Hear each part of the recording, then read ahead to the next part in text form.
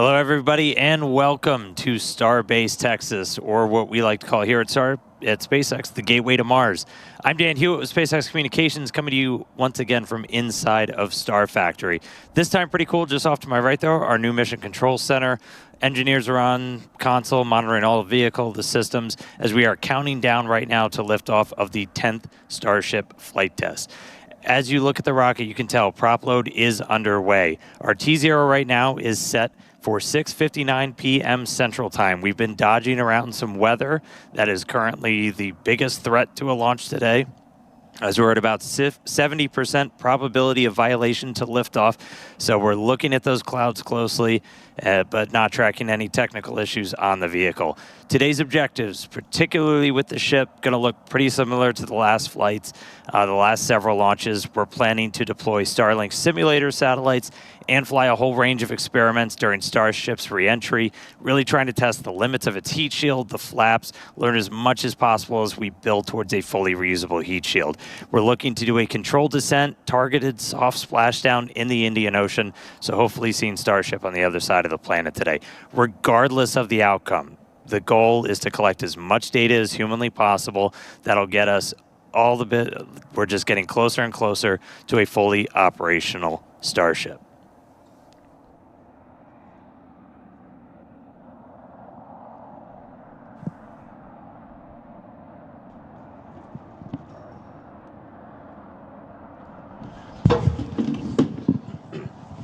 Bill and I are just going to enter this live cast. All right. So add a little flavor. Yeah, right now we're counting down, but we're about to launch the largest flying object ever made.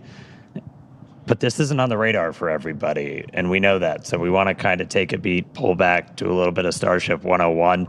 To do that, I've got some special guests crashing the webcast today. Joining me now in Star Factory, Elon Musk, Chief Engineer at SpaceX. Bill Riley, our VP of Starship Engineering. Thanks for being here, guys. I know we got a rocket about to get off the pad, but, let's start people off, like, high level. Like, why are we here? What the hell are we doing here? Well, I don't know about everybody, but I'm here to try to build into the future that I imagined and dreamed of as a child, where starships with people are out among the stars exploring the universe. Yeah, so the why, it's always important to explain the why of things. And the why of Starship is that we want to be a multi-planet species to extend consciousness beyond Earth, I think for two main reasons. One is to ensure the long-term survival and prosperity of life as we know it in consciousness, which if we are a multi-planet species and ultimately a multi-stellar species out there among the stars, the probability of survival is much, much longer. That's kind of the, defensive aspect or life insurance for life collectively.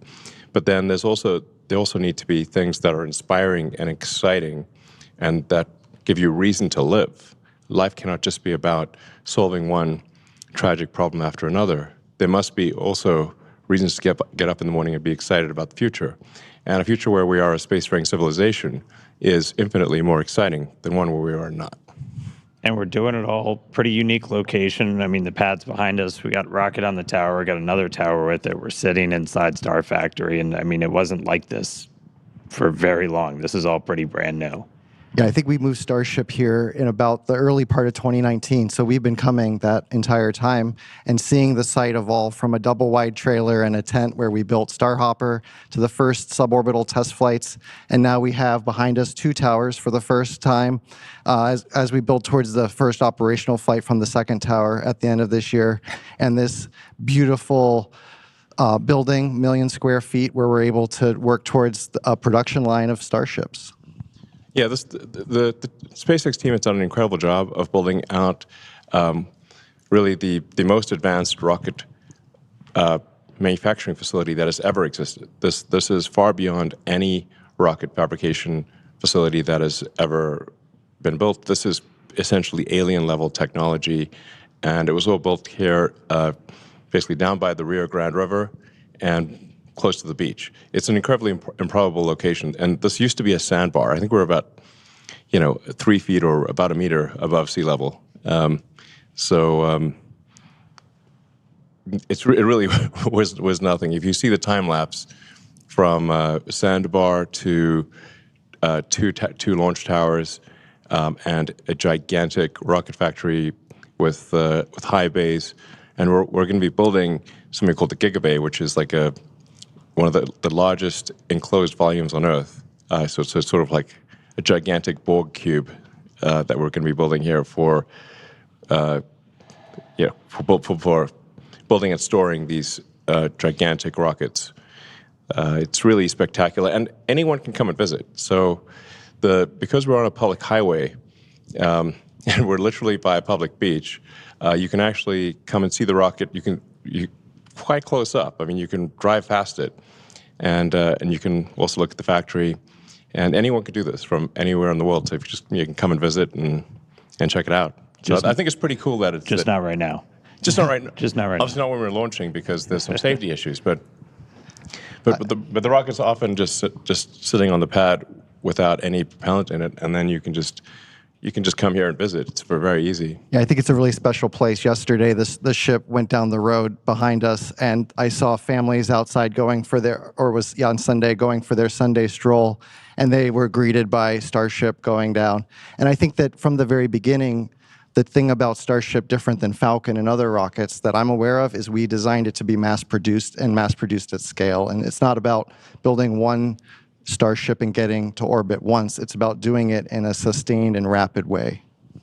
Yeah, we're aiming for ultimately thousands of ships to be built per year, which is what's needed in order to construct a city on Mars that is self-sustaining. And the major fork in the road of destiny will be when the Mars city is capable of surviving, even if the resupply ships from Earth stop coming for any reason. And that reason could be something cataclysmic, or it could be that that civilization simply subsided. There's always this debate throughout history of will civilization end with a bang or a whimper. But either way, if the critical thing is to get to the point where Mars is self-sustaining and can survive even if the resupply ships stop coming for any reason, which means that you need to build an entire base of industry on Mars in order for Mars to survive. For example, it's not simply enough to build a chip, like a computer chip factory, but you need the ability to build computer chip factories. So this is going to really take a lot of tonnage. I mean, my guess is at least 1 million tons to the surface of Mars, and maybe it takes less than that, but it's going to be a lot. But this is a very exciting future. It's one which will ensure the long-term survival and prosperity of life and consciousness, and it's the critical stepping stone to get from this solar system to other star systems, and perhaps go out there and explore, and perhaps we'll encounter alien civilizations that maybe they're alive now, or maybe they enjoyed a period of prosperity for millions of years, but also died out millions of years ago. So it's humbling to think of the age of the universe, according to the standard model of physics, being approximately 13.8 billion years old. So an incremental million years would be 3 digits past the decimal point. And if you look at, say, our civilization and measure our civilization by the first evidence of writing, which is about 5,500 years ago, civilization as measured from the first writing is only 1/millionth of Earth's existence. Or blip. Yeah. Yeah. Flash in the pan so far. Yeah. Well, we're getting some cool shots. Rocket out on the pad right now. We tell people, like, come down, see it. It's hard to get, like, a sense of scale of just how massive this thing is. And we were able to catch somebody working on it a little while ago. And, like, part of the reason you said we're sending millions of tons, that's kind of why this thing is so massive. I think in this image, Dan, you can actually see the person working at the bottom of the ship, and as we zoom out, you see the full ship, that sort of two-tone silver and black, and then the booster below it, right? And it really sets the scale, which doesn't come across, I think, other than in person. And when I do tours, I like to say Starship is real, Starship is big, and Starship is really big. And I think you can see there, and with the factory shots you saw earlier, again, we've got Flight 10 on the pad, but we got many more behind it. Yeah, so I posted a video yesterday of just a a brief scan of part of the Starship factory, and you can get a sense of the scale of the factory. Yeah, I guess we could talk a bit about why Starship is the way it is. Like for example, why is half of the ship black and half of it is silver colored? And that's because the bottom half of the ship, the bottom as seen from orbital entry, has a heat shield on it. So the black there is the heat shield, and then the core structure of the rocket is a special alloy of stainless steel, and that's where you see the sort of shiny silver parts are stainless steel. The reason for steel over aluminum is that the heat of atmospheric entry and the heat of the rocket engines is enough to easily melt aluminum, but steel is much more resilient against both ascent heating, but especially the reentry heating. And you don't have to paint it, which is actually very difficult to paint a large object that is going through cryogenic cycles and have the paint stay on. It's quite challenging. And so we've talked about it. It's massive. It obviously takes a whole lot of energy to make that thing move. And that's where Raptor really starts to come in. Most advanced engine on the planet. Giant Yes. lightsaber. No, that's a lightsaber and a half. You would get vaporized in an instant if you were standing in front of Raptor. So, yeah, burnt to a crisp in less than a second. So in order to create a fully reusable orbital rocket, you have to advance the state of the art in every part of the rocket. That means the engines have to be better than any engine ever. The structure's got to be better than any structure ever. You've got to have a means of bringing the rocket back to the launch pad.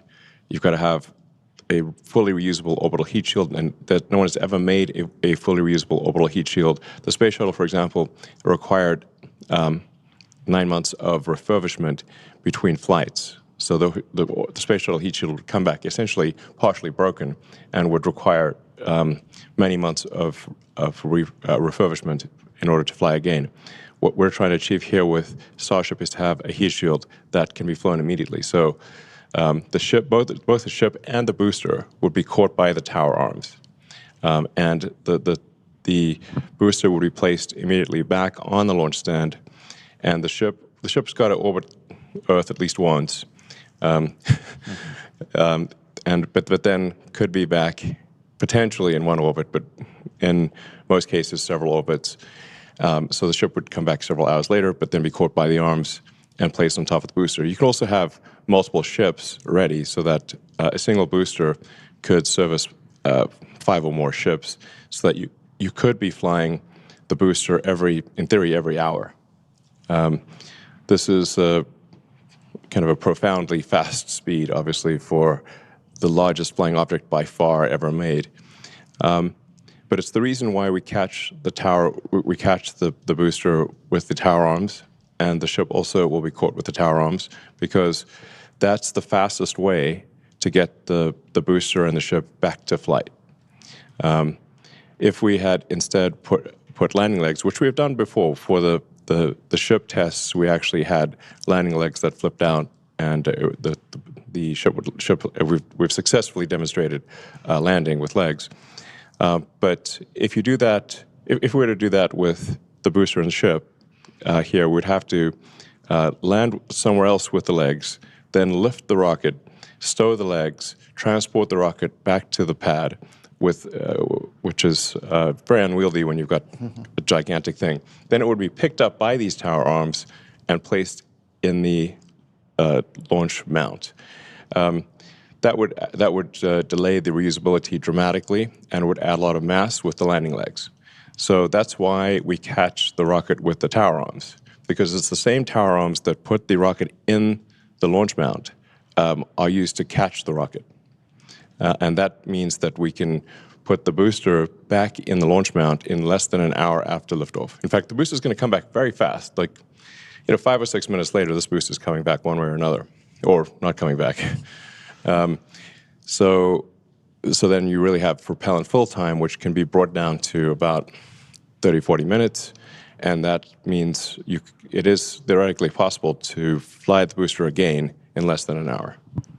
And I think when I think about it, it's the jet drives up to the jetway, the people get off, new people get on, and it leaves. You don't want to land the jet on a different airfield and then tow it over to the jetway. So it's just operationally simpler and faster. Yeah, we've had a lot of success with the booster, 3 for 3 on the catch attempts. When we bring it back, we've reflown one, so awesome. And then again, Starship superpowers, the whole thing is reusable. So ship reusability is like what we're working on right now.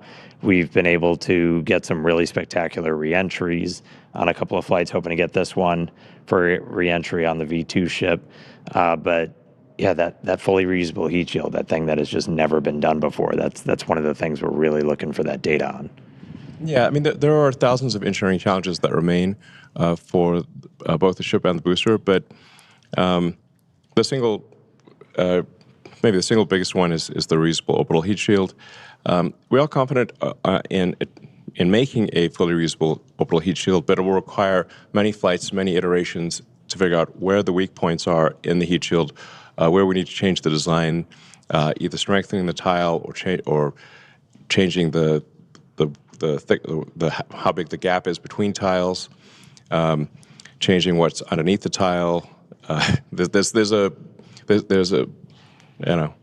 different variables that we could tweak with the ship tiles, the heat shield tiles. But the only way to know exactly what we should be adjusting is to fly repeatedly and be able to examine the ship upon landing. And we have successfully brought the ship back through the atmosphere and achieved a soft landing multiple times. So we know that this is possible, but we have in the process shed many heat shield tiles. So we need to be able to do this without shedding heat shield tiles and do so repeatedly. And I think what you're seeing now is the Starship. This is CG of it coming in and landing on the tower, much like the booster, but there's some additional challenges there where we need to make sure we don't scrape the tiles off as we slide along the chopstick we can't arms. shuck the heat shield. Don't crush the ship. Rapid reusability. If we shuck the tiles, then that's obviously going to fail the reusability test. So ships can use the tower to land and catch, like the booster here on Earth where towers are available. And for our initial landings on Mars and other planets, we'll need landing legs that deploy much like what you're seeing here with Ship 15 when we did our suborbital test to prove out the precision descent landing, which was a successful test. We actually landed to, one was we were able to actually recover it, and you can see it here in the Rocket Garden if you visit Starbase. Yeah, so the Rocket Garden that Bill mentioned, we have actually a whole bunch of boosters and ships, and we'll be adding to them over time. So you can see an evolution of Starship just by driving down the highway. Yeah. So reusability is key. There's some other technologies we're still looking to prove out. Really big one is going to be the on-orbit refilling. Looking to do that next year, and that's really what's going to kind of unlock, Starship going everywhere else, going everywhere beyond Earth. And that's something that's, again, never been done before, kind of like that reusable orbital heat shield, but it's going to be something that's kind of some of the other secret sauce to Starship, where we're going to be able to send hundreds of tons per ship to Mars.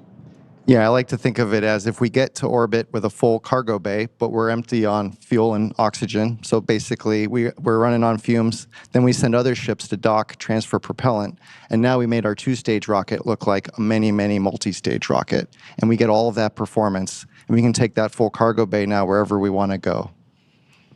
Yeah, so a crucial technology that we hope to demonstrate next year is this orbital refilling, much like aerial refueling. It's essential for being able to send significant payload to Mars. So you essentially send a ship to orbit with a few hundred tons of payload, sort of a filled payload bay. But once it gets to orbit, the tanks will be mostly empty, and then you send up additional tanker ships to refill the Mars ship's tanks, so that it can thrust from Earth orbit to Mars and have enough propellant left for landing. So this is Orbital refilling is also not something that's ever been demonstrated before, so that would be a brand new technology. We obviously have at SpaceX figured out how to dock repeatedly with the space station. So in a lot of ways, this is like docking, and in some ways it's easier in that SpaceX is docking with its own craft, but no one has ever demonstrated propellant transfer in orbit, to the best of our knowledge, and so this would be propellant transfer at a very large scale, and but with full reusability and propellant transfer, those are the key technologies needed for building a city on Mars, and I'm confident that the SpaceX team, which is incredibly talented, will achieve these goals, and we will be landing ships on Mars in the future and building life on Mars, building greenhouses and life on Mars, and ensuring the long-term survival of life as we know it. And it's important to note here that obviously, we are effectively stewards of life here on Earth. That the other creatures cannot build spacecraft and get to other planets. So if there were to be a cataclysmic event, like a giant meteor that destroyed the dinosaurs, or ultimately the sun will expand to envelop Earth and destroy all life, we know this is an undisputed fact.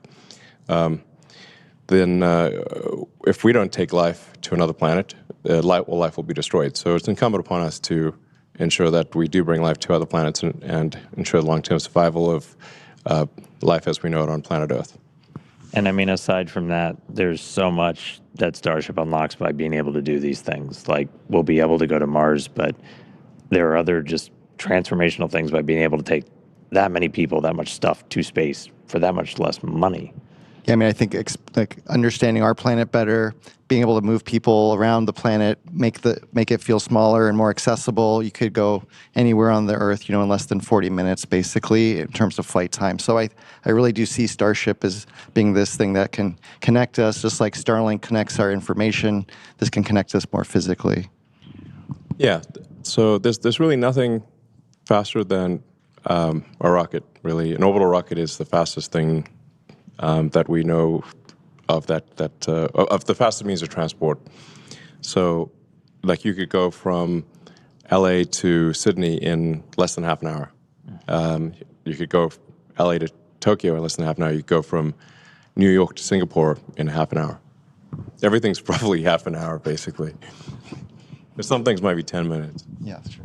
I mean, yeah, sign me up for that, please. All right, cool. Cross the Atlantic in 10 minutes, no problem. Please, yes, sign me up. You're going 25 times the speed of sound, so that's 30 times faster than a commercial aircraft. And it's a whole hell of a lot better view. Yeah, it's a hell of a view. Yeah.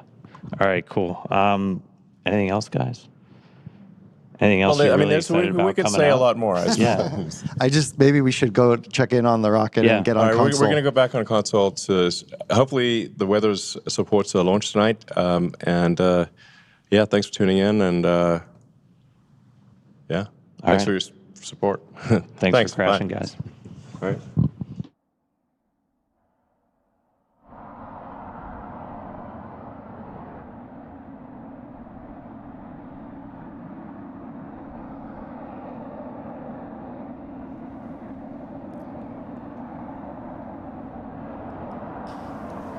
All right, that was sweet. Let's turn our attention back to the rocket. So just checking in, we are about 19 minutes and change away from liftoff.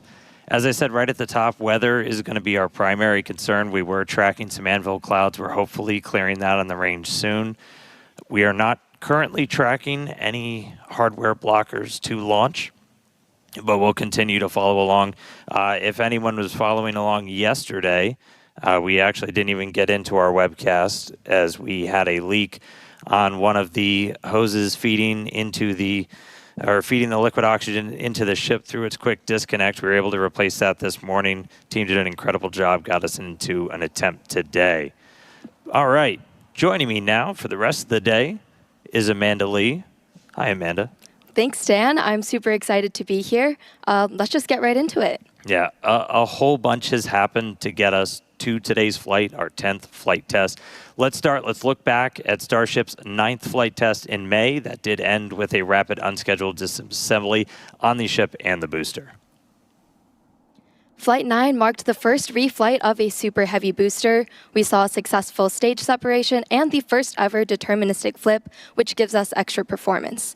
The reused booster was flown at a much higher angle of attack to push the envelope on capabilities, which ended up causing some internal structural failure, eventually leading to a rapid unscheduled disassembly at landing burn. Yeah, ship continued its ascent. We did see pressure drop in its main fuel tank and rise in the nose cone. We just had a camera view. We actually caught the failure on camera in the fuel pressurization system. Ship was able to complete its ascent, though, achieved its planned velocity and second stage engine cutoff.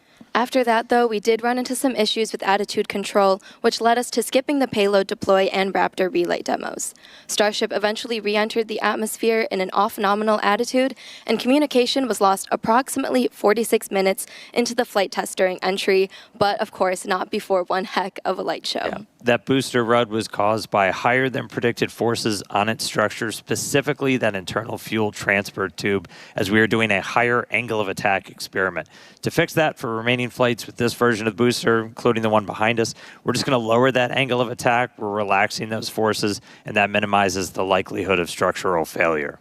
And over on the ship side, we redesigned the part of the fuel pressurization system that failed on Flight 9, put it through a more rigorous test campaign, and after subjecting it to flight-like stresses, it did successfully run for more than 10 times the expected service life with no damage, so great test results there.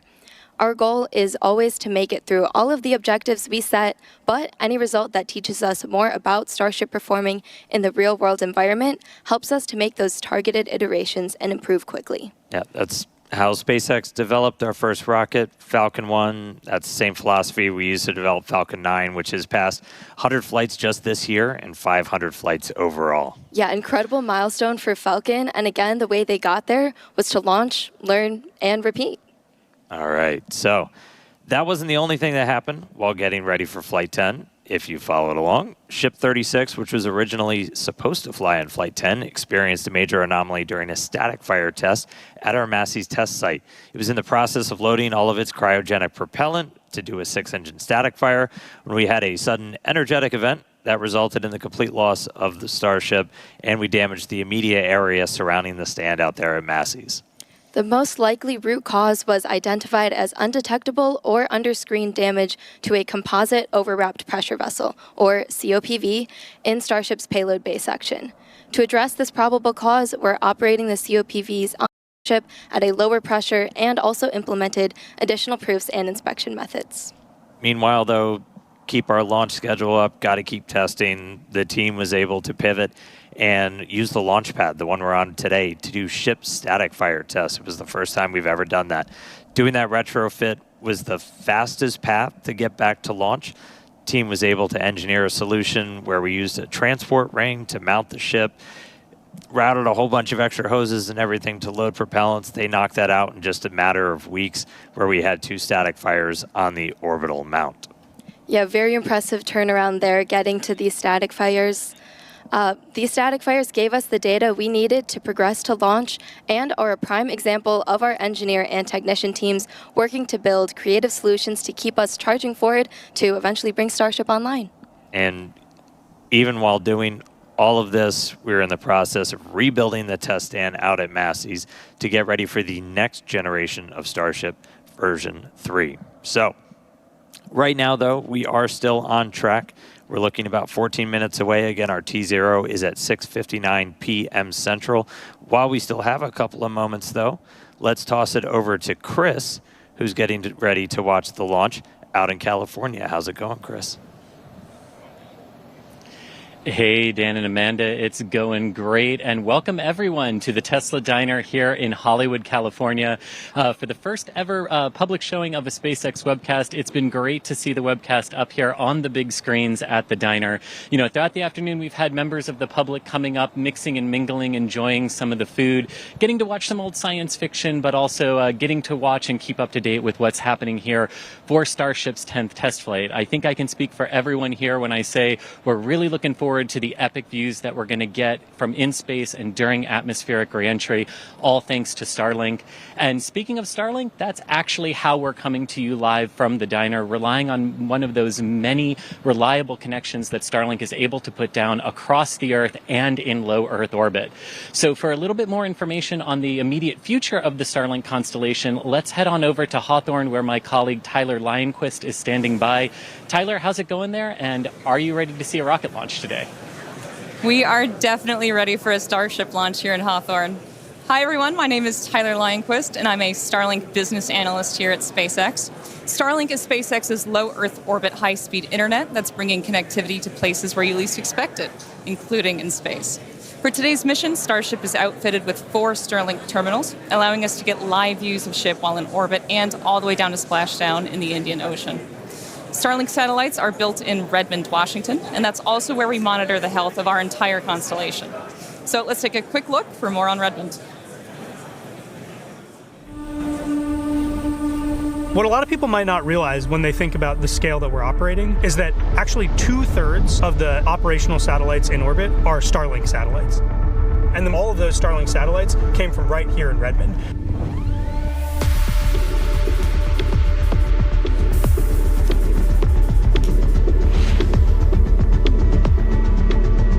We've currently got a constellation of over 8,000 satellites that are flying around in orbit. So they're working together to fill out the whole surface of the Earth, make sure everywhere can have service. So we have these laser links that are connected between the satellites, so each satellite can pass data from one to the other. That is what allows us to have these hundreds of gigabit links between satellites, and that's what allows us to connect every corner of the Earth to high quality, high speed, low latency internet.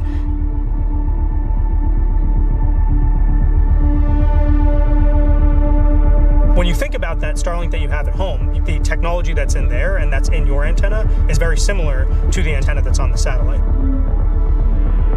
We use what are called phased array antennas, which is a fancy way of describing an antenna that's made up of many little antennas that work together in order to direct their energy to a specific spot on the ground without a motor.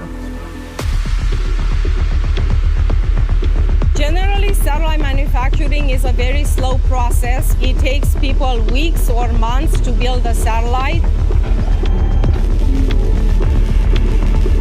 At SpaceX, we iterate very fast, and we have learned how to build satellites at the 70 sats a week rate.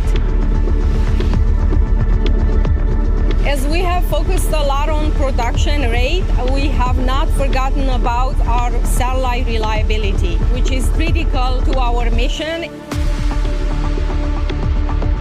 If you look at the whole world and you ask, where is the satellite industry? It's right here in the USA, in Redmond, where the vast majority of satellites being built are being built right here. Starlink is a truly game-changing technology, and it's all supported by the global satellite constellation from this space here in Redmond. And we're really just getting started at the very beginning of what we want to do with Starlink.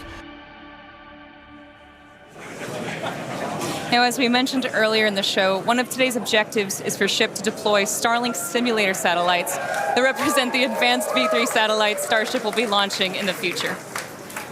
And as you can see here, once Starship reaches a nominal orbit, the payload door will slowly begin to open to prepare for deployment. The Starlink satellites will be dispatched relatively quickly, one at a time, very much like a Pez dispenser.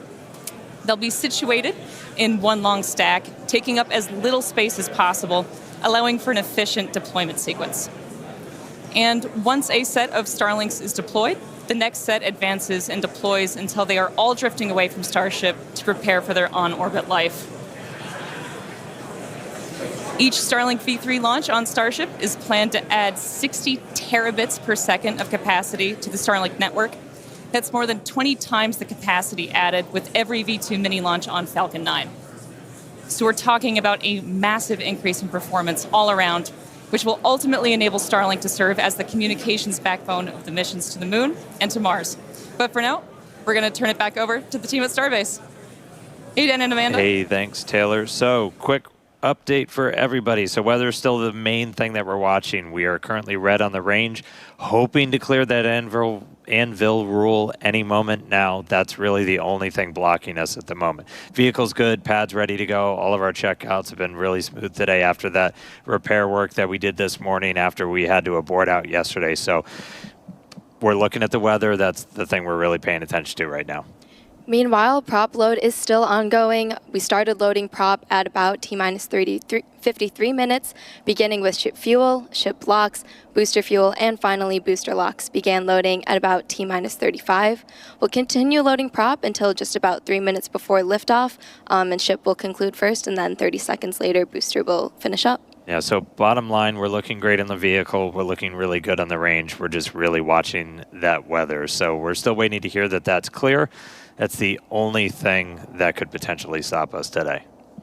Okay, now let's talk about Mars, since everything we do is part of our foundational mission to get to the red planet. Each Starship launch is to learn more and more about what's needed to make life multiplanetary and to improve ship to the point where it's eventually taking millions of people to Mars. That's right. We're looking ahead to begin sending the first Starships to Mars next year. These initial ones are going to go without humans. They're just going to put minimally viable landers on the surface, land right on the skirt, no legs. This will just help prove we can actually get to Mars, focus on learning just as much as humanly possible, demonstrating what's needed for Mars transit and the ultimate landing. Then, during our next window from 2028 to 2029, we'll attempt to land the initial infrastructure and start delivering more equipment while evaluating available resources on the planet. And we'll also have Optimus on board for the ride, designed to do the initial heavy lifting.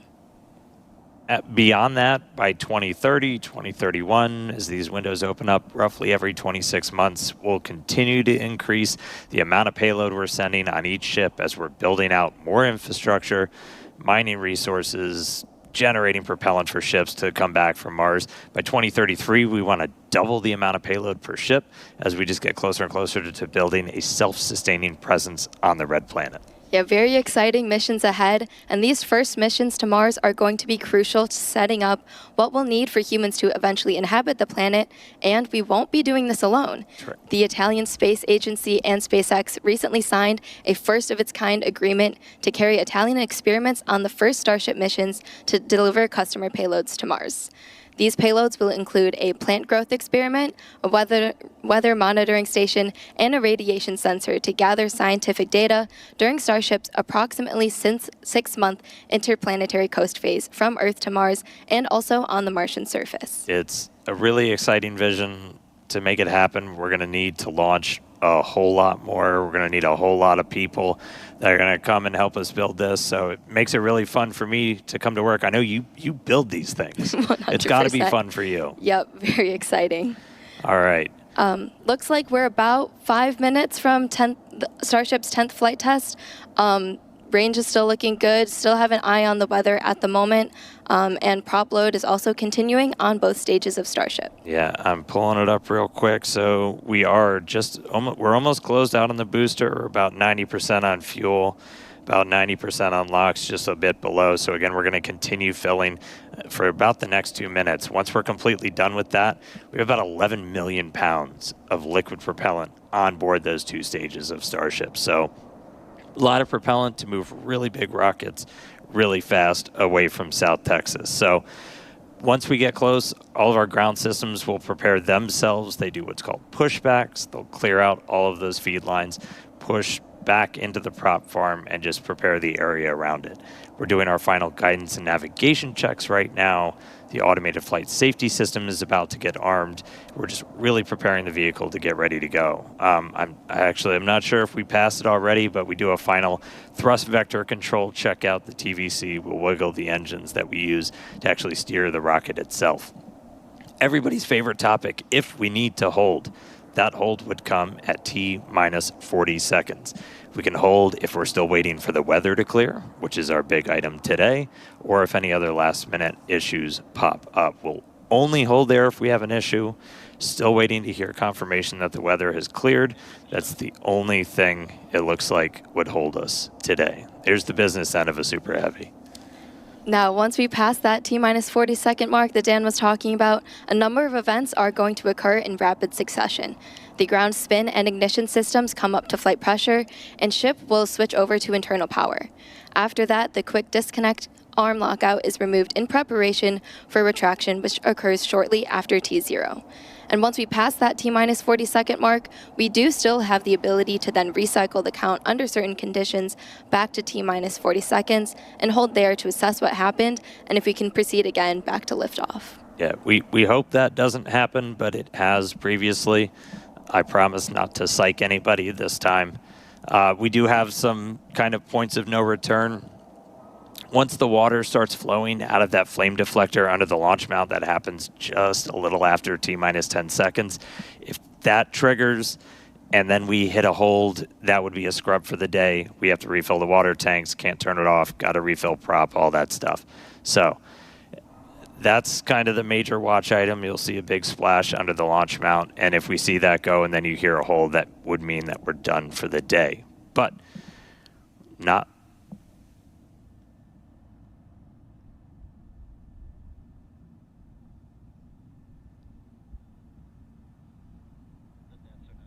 And yeah, I didn't disappear. Sorry, everybody. Listening in as the flight director for today is going through some of the final checks. We are still red on the range for weather.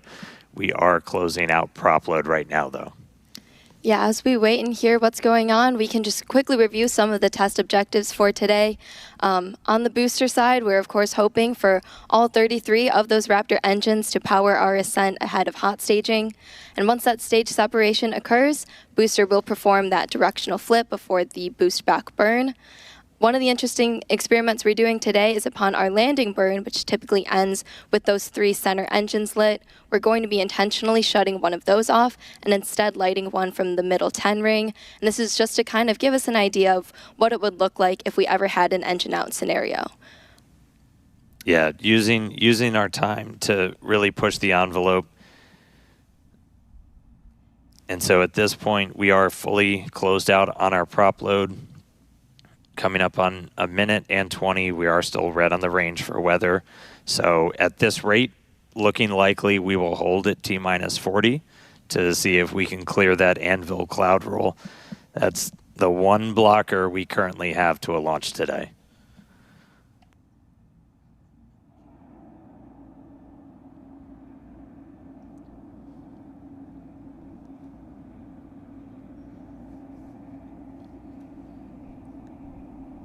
All right, and we did just get confirmation, so we are expecting to hold at T-minus 40. We are still red on the range for weather, so look for the clock to pause in just a couple seconds. And pause. So we'll hang out here for a couple of minutes. We do have until the end of the window. We won't have 30 minutes of hold time to hang out, as we're essentially not replenishing prop on the vehicle at this point, so we have to keep a close eye on things like temperatures inside the tanks. We can only hold for so many minutes before things start to warm up. Surprised it's hot in South Texas. So yeah, while we're holding here at T-minus 40 seconds, we reviewed our test objectives for booster, but why don't we chat ship for a second? After stage separation, ship will continue onwards up through its ascent to the planned suborbital trajectory.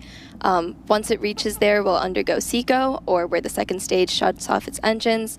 We're hoping to deploy 8 dummy satellites today, which are modeled after Starlink V3. We're also planning to attempt a in-orbit burn, so we'll relight one of those Raptor engines while in space, and that will occur ahead of re-entry, where we'll also be testing multiple experiments, including missing tiles, metallic tiles, and intentionally loading those vehicles' flaps. And then hopefully we'll conclude today's test flight with a soft splashdown in the Indian Ocean.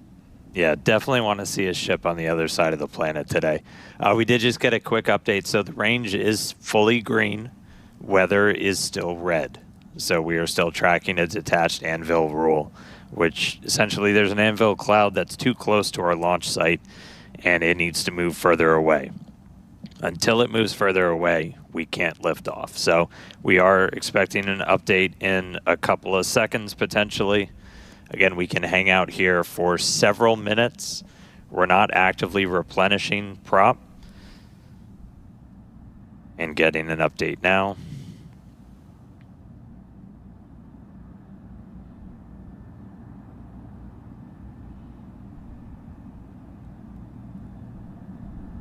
And we're getting a weather update right now.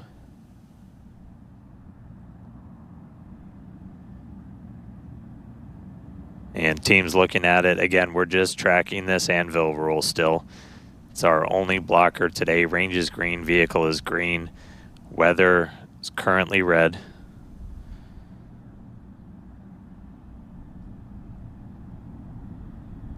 All right, and sad voice coming in. We did just hear that we are still going to be red. So at this point, we are essentially transitioning this to be a wet dress. So wet dress is when we fully load prop on board the rocket.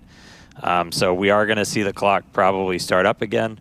But once they get down to 10 seconds, they're going to abort out, and then we will be done for the day. So, sad news, not going to launch today. Weather got in our way, but you can only control so much. Can't always control the weather. Can't control the weather. I wish we could control the weather. We're not there yet. Wouldn't that be nice? Wouldn't that be nice? So we are seeing the clock rolling, but again, we're going to get down to T-minus 10 seconds, and we're going to see that